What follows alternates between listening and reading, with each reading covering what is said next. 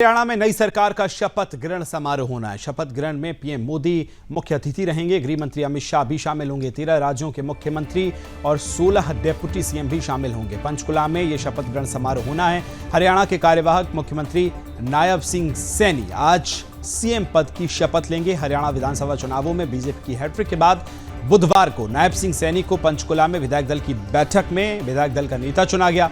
इस मौके पर केंद्रीय गृह मंत्री अमित शाह और मध्य प्रदेश के मुख्यमंत्री मोहन यादव पर्यवेक्षक के तौर पर मौजूद रहे। इसके बाद केंद्रीय गृह मंत्री अमित शाह के साथ नायब सिंह सैनी ने राजभवन पहुंचकर सरकार बनाने का दावा पेश किया।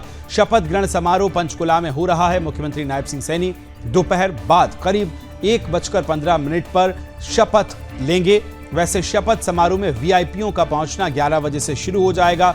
शपथ ग्रहण समारोह में प्रधानमंत्री नरेंद्र मोदी, गृह मंत्री अमित शाह समेत कई केंद्रीय मंत्री और अलग अलग राज्यों के मुख्यमंत्री और डेप्यूटी सीएम के साथ कुछ विशेष अतिथि भी मौजूद रहेंगे।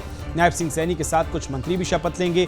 शपथ ग्रहण समारोह के लिए पंचकुला में सुरक्षा के तगड़े बंदोबस्त किए गए हैं। सुरक्षा हाई अलर्ट पर की गई है क्योंकि बड़ी संख्या में वीवीआईपीज आज पहुंच रहे हैं। लगभग 50,000 लोगों के पहुंचने की संभावना भी आज जताई जा रही है।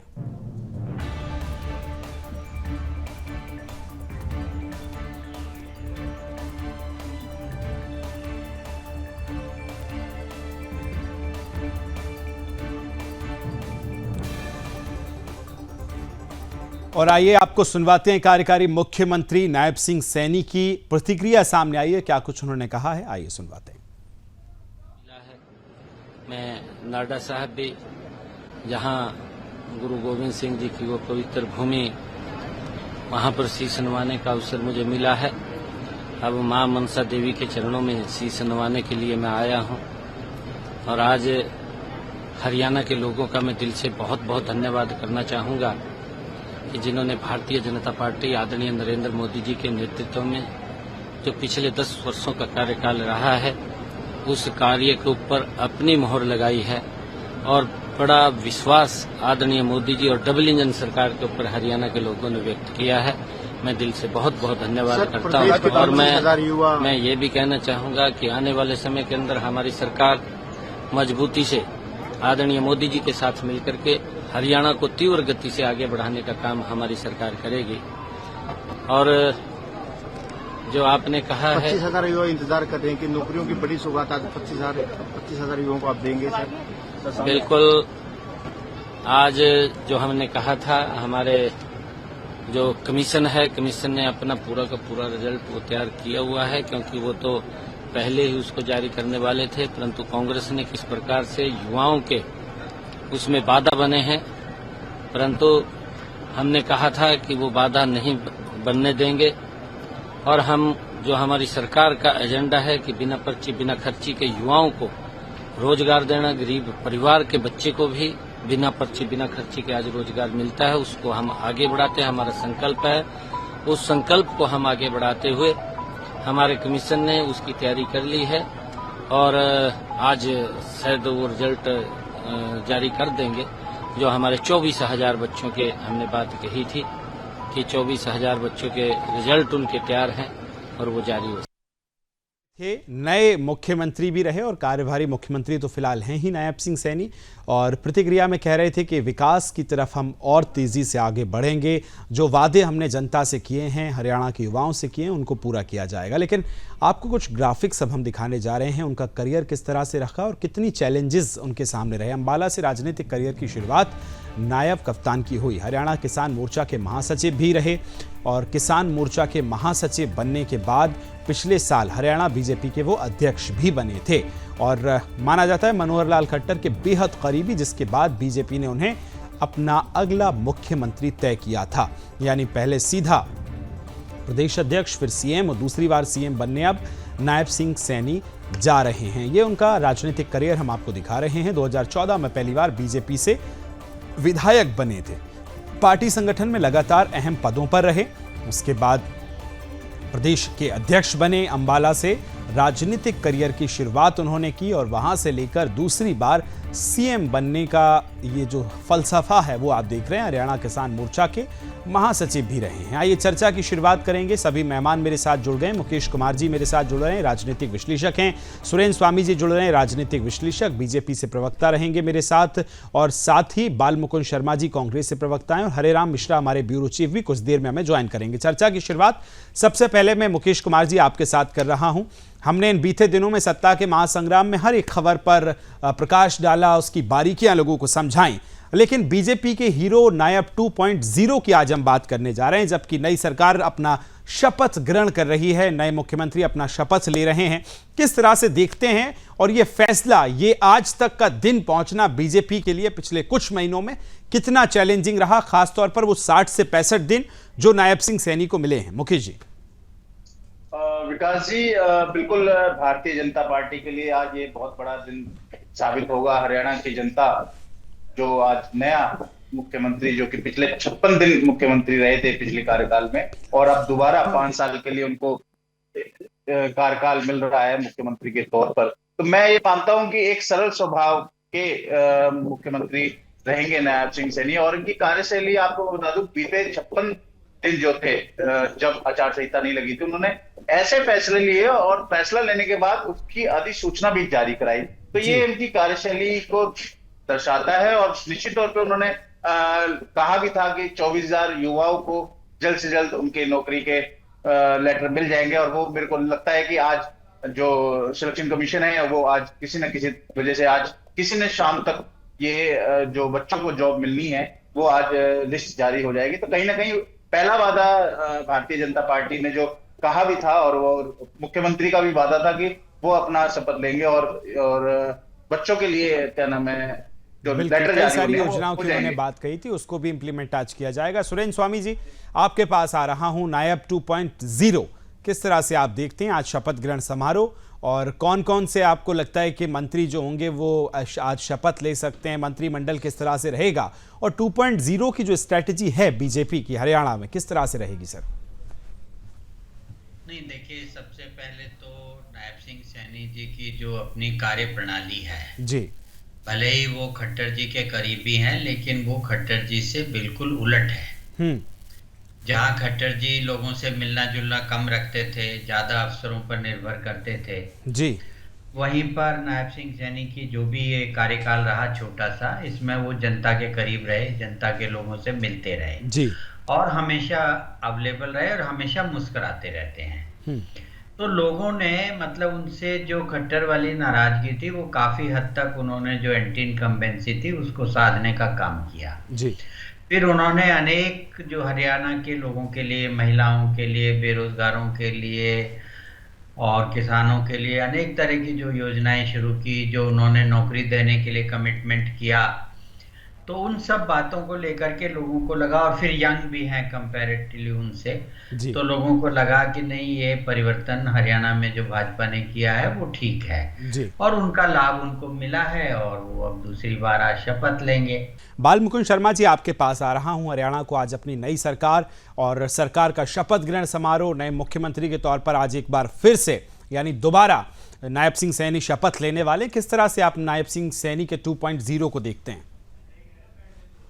नहीं, ये तो सब कुछ भविष्य के गर्त में है। अभी तो जैसे आप भी बता रहे थे उनको 56 दिन मिले हैं या 166 दिन मिले हैं, अभी तो कोई ऐसी कोई कार्य प्रणाली इनकी नजर आई नहीं है कि क्या उनका विजन है, किस तरीके से वो आगे बढ़ेंगे। ये तो सब चीज भविष्य के गर्भ में है ना जी। अभी तो कुछ नहीं कह सकते, अभी तो हम केवल मुबारकबाद दे सकते हैं उनको और अच्छे कामना करेंगे वो प्रदेश के लोगों की सेवा करे।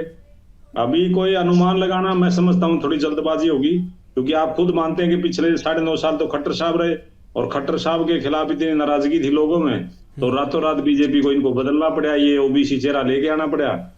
लेकिन शर्मा जी देखिए, आखिरी में तो परिणाम ही देखे जाएंगे ना। आप देखिए पूरी कैंपेनिंग के दौरान कहने लगे, नहीं, मेरा सवाल बस ये है कि 10 साल की जैसे आप कह रहे हैं कि एंटी इनकम्बेंसी थी, उसके बाद भी अगर बीजेपी ये परिणाम लाती है तो क्या आप ऑब्जर्व कर पाए कि क्या कमियां रहीं या कौन सा मास्टर स्ट्रोक बीजेपी ने खोला है? और खास तौर पर नायब सिंह सैनी के पिछले कुछ दिनों के हम कार्यकाल को समझें, बिल्कुल जो आम दरबार है वो खोल देना, जनता के बीच में जाना, एक सॉफ्ट लहजा जिसकी जिक्र अभी मुकेश जी भी कर रहे थे कि जो मनोहर लाल जी थे थोड़े से वो सख्त नजर आते थे, तो उन जगहों को चेंज करना, ऐसी कौन सी बातें रहीं कि इतनी एंटी इनकम्बेंसी के बाद भी इस तरह की वापसी बीजेपी ने की? शर्मा जी देखिए, चयन की जो प्रक्रिया है, अगर हम इसको मेरिट पर देखते तो अनिल विज जी सीनियर थे, उनको बनाना चाहिए था। अब किसी को आज तक प्रदेश में ये नहीं पता कि मनोहर लाल खट्टर जी को हटाया क्यों गया। विषय ये भी है ना जी, मनोहर लाल खट्टर जी को क्यों हटाया गया ये तो किसी को नहीं पता ना। केवल इन्होंने ओबीसी चेहरा देने के लिए मनोहर लाल खट्टर जी को हटा दिया। अगर उनको हटाना ही था तो सीनियरिटी में तो खट्टर साहब थे, दूसरे और लोग थे। नायब सिंह को क्यों चुना गया ये किसी को नहीं पता। नायब सिंह को एक राजनीति के जाति पाति के समीकरणों को फिट करने के लिए, एडजस्ट करने के लिए, और कोई बड़ी विशेषता उस समय नहीं थी नायब सिंह ने जो है। आज नायब सिंह सैनी जी जो करेंगे वो रिजल्ट आएगा, उसकी कोई दो राय नहीं है। कि इंसान है, व्यक्ति बेहतरी की तरफ कदम बढ़ाता है और बेहतर कर भी सकता है। ये तो मोदी जी भी कभी पंचायत मेंबर भी नहीं बने, वो सीधे चीफ मिनिस्टर बने थे और आकलन करते हैं लोग वो कामयाब चीफ मिनिस्टर है। ठीक है, लौटूंगा शर्मा जी। हालांकि देखिए वो मुख्यमंत्री से पहले किन पदों पर रहे और किस तरह से उन्होंने जो राजनीतिक करियर रखा है, मुझे लगता है कि आप भी उस चीज़ों से वाकिफ होंगे। लेकिन सुरेंद्र स्वामी जी, मैं आपसे ये जानना चाहता हूं, जिस तरह से अभी बाल मुकुंद शर्मा जी ने जिक्र किया अनिल विज साहब का, बीजेपी कहती है कि अनुशासन ही उसकी सबसे बड़ी शक्ति है, और कल वो देखने को भी मिली क्योंकि अनिल विज से उन्होंने प्रस्ताव रखवाया, लेकिन उसके बाद वो नदारत दिखे वहां से जहां उन्हें दिखना चाहिए, वहां पर जिस भूमिका में नजर आनी चाहिए। तो अनुशासन तो ऊपर रखा, पर क्या अनिल विज नाराज नजर आए? जो उन्हें मिलना चाहिए था वो नहीं मिला, क्या ऐसा आपको देखते हैं आप इस तरह की चीजों को? नहीं, देखिए ऐसा है कि भाई नाराजगी तो स्वाभाविक है और किसी को बुरा भी नहीं मानना चाहिए। अगर वो 7 बार के विधायक हैं और वो कहते हैं कि भाई पार्टी मुझे बनाएगी तो मैं ये कर दूंगा वो कर दूंगा, लेकिन सीनियरिटी नहीं होती ना राजनीति में। अब अगर हम लोकसभा में देखें तो लोकसभा में जो प्रधानमंत्री हैं या जो लीडर ऑफ अपोजिशन है या जो इतने सारे केंद्रीय मंत्री हैं, उनसे बहुत सीनियर लोग हैं। अगर हम राष्ट्रपति की देश की बात करें तो उनसे बहुत सीनियर लोग हैं। तो सीनियरिटी थोड़ी कोई क्राइटेरिया है, कोई प्रमोशन थोड़ी हो रहे हैं कि भाई सीनियरिटी कम फिटनेस से चलेंगे। बेशक राजनीति की अपनी जरूरतें होती हैं, उसके हिसाब से हर पार्टी अपने निर्णय लेती है। लोकसभा में मुझे मालूम है ऐसे ऐसे मेंबर पार्लियामेंट हैं जो 7-7, 8-8 बार से हैं लेकिन आज तक मंत्री भी नहीं बने। बिल्कुल। तो ये कहना कि भाई वो विज साहब सीनियर थे इसलिए उनका क्लेम है, ये तो कोई बात नहीं है। देखिए, मुख्य बात जो अनिल विज जी के आड़े आ रही है वो है उनकी उम्र। और भारतीय जनता पार्टी अब आगे की तैयारी जब भी करती है किसी राज्य में तो वो एक कंपैरेटिवली यंगर चेहरे को लाती है और उसी के चेहरे को लाके नई लीडरशिप को तैयार करती है जी। चाहे वो मंत्रिमंडल हो, चाहे मुख्यमंत्री हो, चाहे पार्टी अध्यक्ष हो या पार्टी में अन्य पदों पर लोग हों। तो उसमें अनिल विज जी फिट नहीं बैठ रहे हैं, उनकी उम्र हो चुकी है। अब वो इस उम्र में सीएम बनेंगे, फिर किस उम्र में रिटायर होंगे, फिर उनकी जगह लीडरशिप नहीं बनाएंगे स्टेट में तो कौन आएगा। तो ये कारण है, मेरा अपना मानना है। और मुझे लगता है, जैसे मैं आपके चैनल पे पहले भी कह चुका हूँ, कि एक बार हरियाणा की गवर्नमेंट जब स्थिर हो जाएगी तो अनिल विज जी को उनकी सीनियरिटी और उनकी उम्र के हिसाब से कहीं ना कहीं उनको मेरा ये मानना है कि राज्यपाल या ऐसे किसी पद पर उनको सम्मान दिया जाएगा। तो अभी तो ये कह देना कि सीनियरिटी से अगर आप चलेंगे तो मैंने बताया ना कि वो हर पार्टी में, हर स्टेट में है, वो कोई क्राइटेरिया नहीं होता है। जी बिल्कुल। मुकेश जी आपके पास आ रहा हूं। जिस तरह से सुरेंद्र जी कह रहे थे कि या तो किसी प्रदेश में राज्यपाल या इस तरफ अब पार्टी आगे बढ़ेगी, चूंकि उम्र उनकी एक बहुत बड़ा वहां फैक्टर साबित होती है, लेकिन उनका चुनावों के दौरान ये दावा करना कि भाई मुख्यमंत्री की रेस में मैं क्यों नहीं हूं, मैं भी हूं, और अब तो वो 7 बार के विधायक हो गए हैं और उस समय भी विधायक रहे हैं जब पार्टी की स्थिति मजबूत नहीं थी हरियाणा में। तो ऐसे तौर पर अब क्या भविष्य आप संभावनाओं पर देखते हैं? क्या विधानसभा अध्यक्ष के तौर पर हम अनिल विज साहब को देख सकते हैं? बिल्कुल विकास जी, मैं अभी आपके दूसरे राजनीतिक विश्लेषक की बात सुन रहा था और मैं उनकी बात से सहमत भी हूँ। और अनिल विज का स्वास्थ्य और अगर उनकी उम्र भी देखी जाए तो काफी है, लेकिन आपको बता दें कि उनकी कार्यशैली बहुत ही अलग है। और जितने भी राजनीतिक नेता हैं, और अगर उनको एक तरफ रख दिया जाए और अनिल विज को एक तरफ रख दिया जाए, तो अनिल विज का पलड़ा हमेशा भारी रहा है, क्योंकि लोकल लोगों का सपोर्ट और उनकी कार्यशैली इस तरह की है कि अफसर उनकी कार्यशैली से डरते हैं। चाहे वो डीजीपी हो या किसी भी विभाग के अधिकारी हो, अगर उन्होंने किसी को बोला है काम करने के लिए तो वो उनकी बात को नकार नहीं सकता। तो कहीं ना कहीं आम लोगों में, हरियाणा की जनता के अंदर ये अनिल विज का चेहरा अलग है कि वो वाकई सीएम पद के उम्मीदवार थे। लेकिन ठीक है, भारतीय जनता पार्टी ने अपने काबिल जो दूसरी बार मुख्यमंत्री बने हैं नायब सिंह सैनी को आगे लिया है और आगे भविष्य देखते हुए बिल्कुल। और शायद इसीलिए राजनीति में कहते हैं कि राजनीति में बीच का फलसफा नहीं होता, या तो होता है या नहीं होता। तो बिल्कुल राजनीतिक विश्लेषक सुरेंद्र स्वामी जी भी हमारे साथ हैं। सुरेंद्र जी, मैं ये आपसे जानना चाहता हूं कि पिछले चुनाव से हम 2 महीने के अगर बीजेपी के कार्यकाल को समझें या बीजेपी की पूरी स्ट्रेटेजी को समझें, तो क्या ये राह जब अब हम जहां से परिणामों को देख रहे हैं उतनी आसान थी बीजेपी के लिए? जबकि हम ये जिक्र करते थे कि एक तरफ एंटी इनकम्बेंसी है, एक तरफ कांग्रेस जो है बहुत कॉन्फिडेंट नजर आ रही थी। ये जो राह आसान हुई बीजेपी की इन आंकड़ों के साथ, कैसे तब्दील हुई इतनी बड़ी जीत बीजेपी की? नहीं, देखिए, हम लोगों का तो ये शुरू से मानना था कि भाई चुनाव बहुत क्लोज है, और उसके कारण जो थे वो मुख्य कारण ये था कि जो इंडिया का जो गठबंधन इन्होंने लोकसभा में बनाया था, वो गठबंधन हरियाणा में बना नहीं। अब ये तो एक साधारण सा मैथमेटिक्स है कि अगर इतनी सारी पार्टियां और गठबंधन अलग अलग चुनाव लड़ेंगे तो फिर हार जीत के जो अंतर हैं वो भी बहुत कम हो जाते हैं। और दूसरी बात ये होती है कि जो सत्ताधारी पार्टी है जिसके खिलाफ बाकी सब पार्टियां एक तरीके से खड़ी हुई हैं, तो वो एंटी एस्टेब्लिशमेंट का वोट डिवीजन होता है। और यही हमारा था, इसीलिए हमारा ये मानना था कि इलेक्शन बहुत क्लोज है।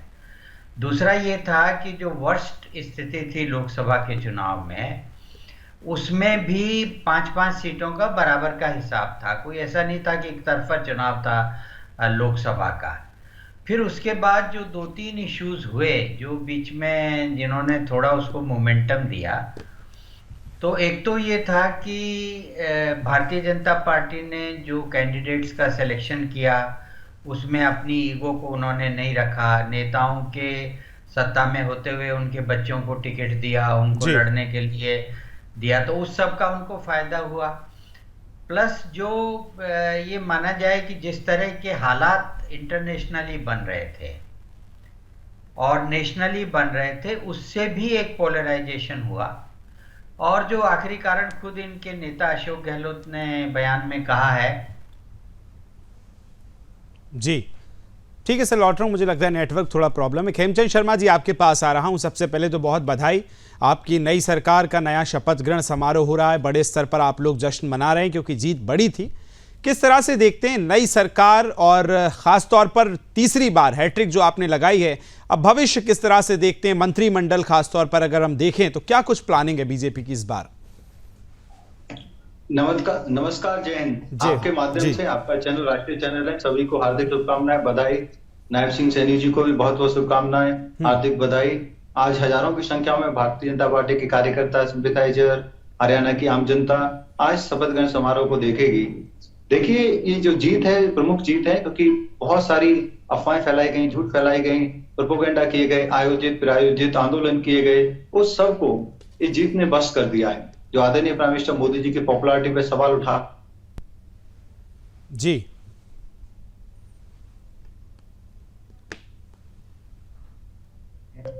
जी बोलिए बोलिए खेमचंद जी। आज हम भारतीय जनता पार्टी के साथ खड़े हैं, मोदी जी के साथ खड़े हैं। तो ये सारी चीजें बहुत आने वाले समय में, आने वाले समय की राजनीति के लिए बहुत पॉजिटिव चीजें हैं, और ये दिखाती हैं कि भारतीय जनता पार्टी जो कहती है वो करती है। और भारतीय जनता पार्टी दूसरों की तरह अपॉर्चुनिस्ट होके काम नहीं करती, और अपॉर्चुनिस्ट होके वो फायदा उठाने की भी कोशिश नहीं करती, जो कांग्रेस ने, कांग्रेस के सहयोगियों ने लोकसभा इलेक्शन में किया था। दूसरा, भारतीय जनता पार्टी छत्तीय समाज की राजनीति करती है। छत्तीय समाज की रिप्रेजेंटेशन भारतीय जनता पार्टी के विधायक दल में है, सरकार में भी रहेगी, संगठन में है। वो दूसरी जगह नहीं दिखाई देती। वहां पे एक विशेष धर्म के लिए अपीजमेंट करते हैं, एक विशेष जाति के लिए करते हैं, कुछ परिवारों के लिए करते हैं। तो वो चीज हरियाणा की जो जनता है, जो पॉजिटिव सोचती है, प्रोग्रेसिव सोचती है, डेवलपमेंट के लिए सोचती है, देश हित में सोचती है, उसको पसंद नहीं आया। वहीं भारतीय जनता पार्टी का शीर्ष नेतृत्व जो लगातार देश को आगे बढ़ाने की बात कर रहा था, काम कर रहा था, वहीं कांग्रेस का जो शीर्ष नेतृत्व अमेरिका में जाके वो भारत को बदनाम कर रहा था, सिखों को बदनाम कर रहा था, हरियाणा को बदनाम कर रहा था। तो वो चीज लोगों को पसंद नहीं आई। ठीक है खेमचंद शर्मा जी, 2 सवाल यहां से मैं ऐड कर देता हूं। जब आप नहीं थे तो बाल मुकुंद शर्मा जी ने 2 सवाल आपसे पूछे थे, मैं उन्हीं को आगे बढ़ा देता हूं। पहली बात तो ये कि कल भी बाल मुकुंद शर्मा जी कह रहे थे कि आपके जो मुख्यमंत्री हैं वो थोपे गए हैं, ना कि सिलेक्टेड किए गए, क्योंकि इस तरह की बातें उन्होंने रखी कि आप पहले ही डिसाइड कर चुके थे। दूसरा उनका सवाल ये था कि अनिल विज साहब को जो सम्मान मिलना चाहिए था पार्टी में सीनियरिटी के हिसाब से, या 6 बार के विधायक अब तो 7 बार के हो गए, उस लिहाज से वो आपने नहीं दिया है। क्या काउंटर रहेगा सर आपका? देखिए, ये जनता का अपमान है, थोपे जाना। मान लिया अगर हमने चुनाव से पहले भी उनका नाम प्रपोज किया था तो इसको क्या कहेंगे? सिलेक्शन कहेंगे, थोपा जाना कहेंगे? जनता ने उनको चुन के भेजा है, जनता ने उनके नाम पे सभी विधायकों को जीत के भेजा है, भारतीय जनता पार्टी को मेजोरिटी दी है। इसका मतलब सेलेक्टेड है, वो इलेक्टेड है, वो इलेक्टेड है, वो जनता ने उनको इलेक्ट किया है और जनता ने उनके नाम पे मोहर लगाई है। तो ये कह देना कि थोपे गए, ये बिल्कुल सही नहीं है। रही बात, भारतीय जनता पार्टी में सभी कार्यकर्ताओं को मान सम्मान दिया जाता है, दिया जाएगा। उनको मान सम्मान दिया गया था, उनको भी पता है। और भारतीय जनता पार्टी के कार्यकर्ता जानता है कि हम जो भी हैं आज संगठन की वजह से हैं, संगठन नहीं है तो हम क्या होंगे या क्या और कार्यकर्ता हुए संगठन से बाहर जाके, ये भी सब हम जानते हैं। और दूसरा, उन्होंने बहुत कुछ दिया, भारतीय जनता पार्टी ने उनको कुछ दिया। भारतीय जनता पार्टी कैसे उनका मान सम्मान करेगी, भारतीय जनता पार्टी का इंटरनल मैटर, और आपको जल्दी उनका मान सम्मान होते हुए भी दिखेगा।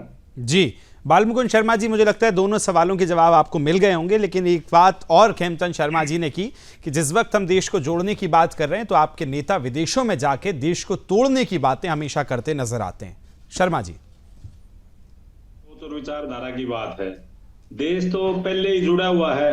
कांग्रेस ने जितने लंबे समय तक आजादी का आंदोलन लड़ा और उसके बाद लगातार सरकारें दी, आज अगर हम विकसित राष्ट्र की श्रेणी में आए तो उसका श्रेय कांग्रेस को जाएगा। हरित क्रांति हम लेके आए, सफेद क्रांति लेके आए, IT क्रांति लेके आए, संचारी क्रांति लेके आए, परमाणु संपन्न राष्ट्र हमने बनाया।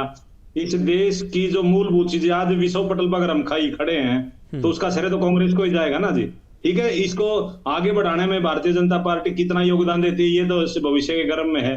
लेकिन जो श्रीमती इंदिरा गांधी जी, पंडित जवाहरलाल नेहरू जी, राजीव जी, पी.वी. नरसिम्हा राव जी, मनमोहन सिंह जी, इन लोगों का जो योगदान है, इस देश को एक खूबसूरत गुलदस्ते में हमने पिरोया है। धर्मनिरपेक्ष राष्ट्र की कल्पना हम करते हैं। देखिए, दुनिया के और जितने मुल्क हैं वहां अशांति फैली हुई है, लेकिन मेरा देश भारत ये कैसा है जहां शांति प्रियता से हम रहते हैं। नहीं, लेकिन विश्व पटल पे जो वो बात कर रहे हैं, आपके राहुल गांधी जब भी जाते हैं, कभी कहते हैं कि संविधान के हिसाब से चीजें नहीं होती हैं, कभी कहते हैं कि संविधान को तोड़ने की कोशिश हो रही है। विश्व पटल पर ऐसी चीजें रखना उचित है?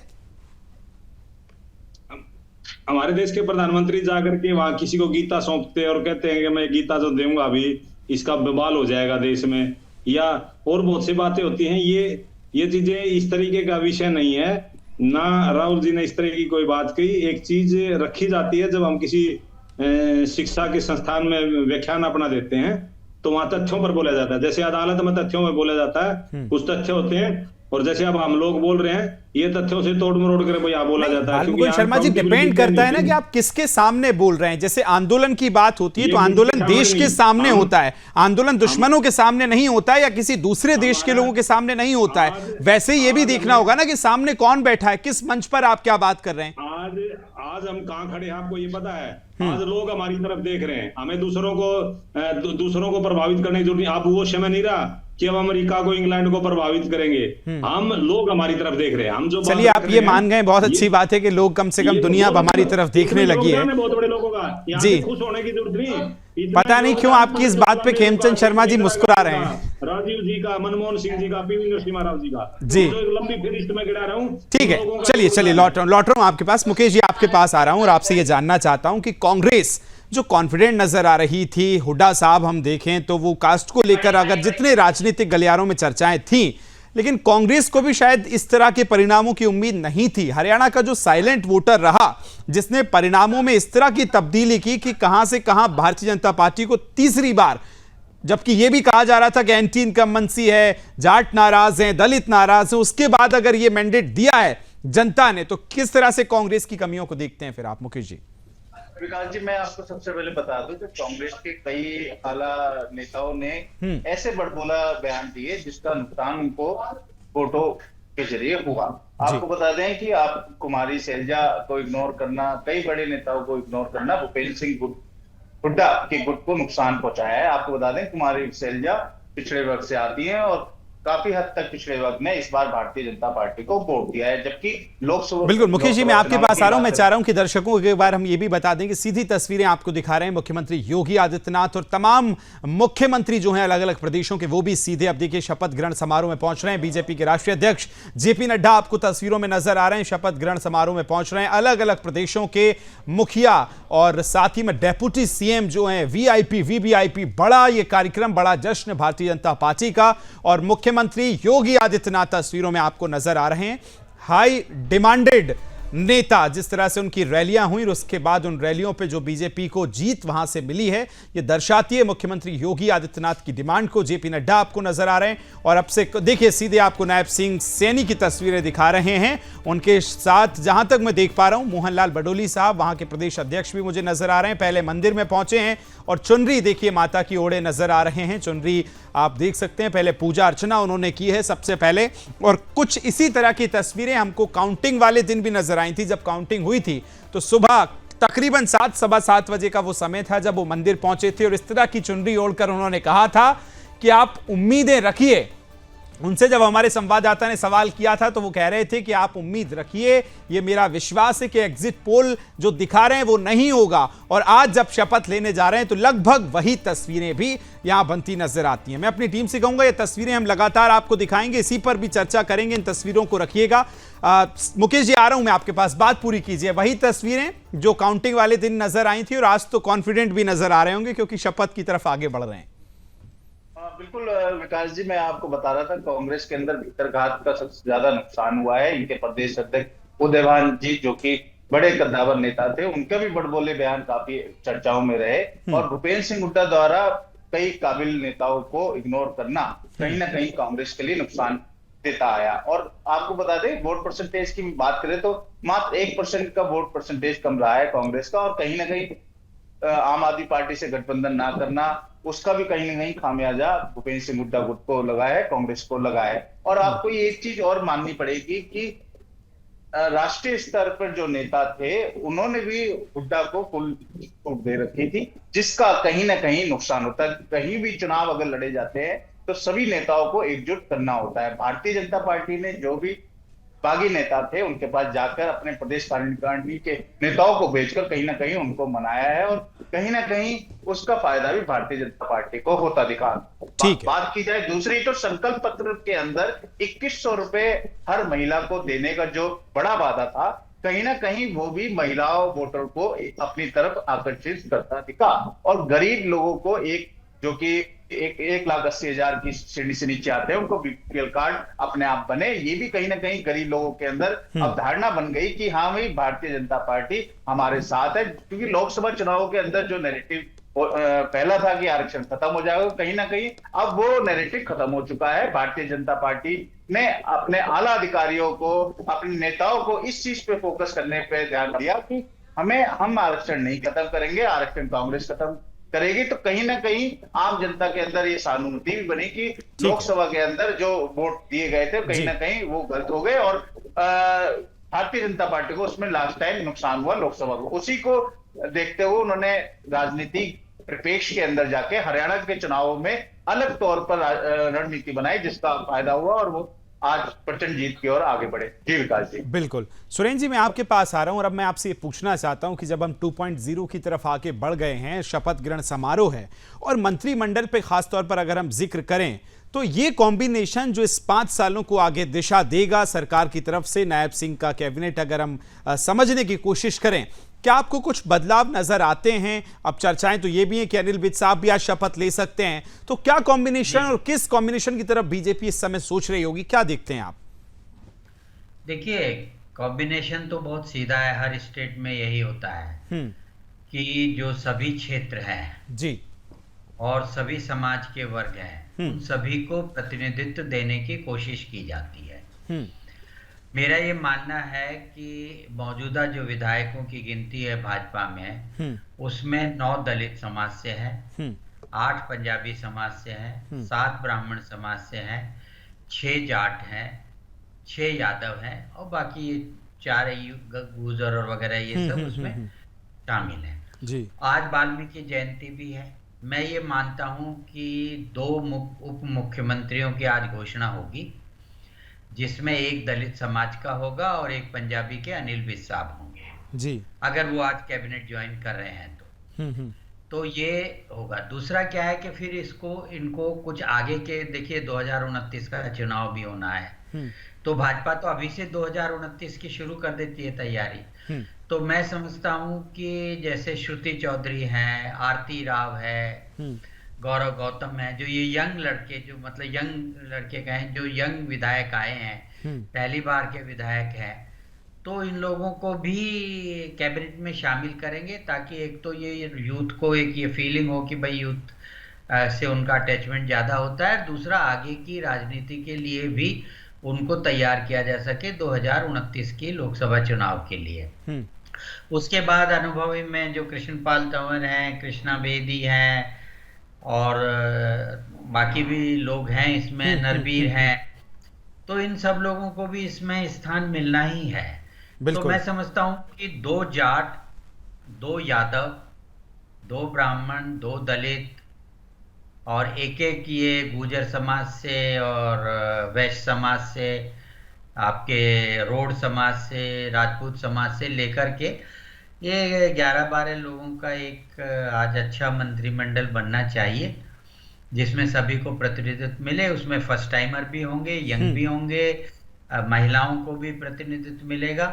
और मुझे कम से कम उम्मीद है कि अगर भाजपा में आज गुड सेंसेस हैं तो उनको एक दलित को मुख्यमंत्री बनाना चाहिए, बिल्कुल, ताकि जो शैलजा ठीक की है। कमी सुनील स्वामी जी, मैं आपके पास लौट रहा हूं, एक बार सीधी तस्वीरें भी हम दिखा देते हैं तो आपको देखिए मंच पे अनिल विज साहब नजर आ रहे होंगे और जितने नेता नजर आ रहे हैं, एक कागज उनके हाथ में कॉमन नजर आ रहा है और यही कागज जो है अनिल विज साहब भी रखे नजर आ रहे हैं। तो यहां से एक संदेश ये है कि क्या अनिल विज साहब शपथ लेंगे और तमाम मंत्री, देखिए यहाँ वीवीआईपीज जो पहुंचे हैं, कई ऐसी खास मेहमानों को भी न्योता दिया है बीजेपी की तरफ से और ये देखिए भव्य मंच, बड़ी संख्या में लोग इस समय आपको नजर आ रहे होंगे, दिल्ली से लेकर मुंबई तक और मुंबई से लेकर तमाम सूबों के मुखिया, ना सिर्फ मुखिया बल्कि वहां के डेप्यूटी सीएम, वहां के वीआईपी, वीवीआईपी भी आज कार्यक्रम में पहुंचे।